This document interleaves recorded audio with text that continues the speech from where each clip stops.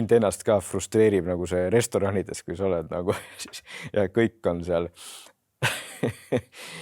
niimoodi telefoni taga lapsed. Kuna ma naeran seda, et mul on olnud paar juhutust. No, ütleme, et mu nägu on nagu teatud, et inimestel jääb meelde see. Sul on olnud paar korda, sest kus ma nagu märkan, et kuigi sul on ja no mõtlen nagu ühelt poolt tunnen ennast halvasti, aga tegelikult tunnen hästi ka nagu selles suhtes, et ja mis ma tahtsin öelda on see, et see on normaalne, et lapsed natukene restoranis häält teevad,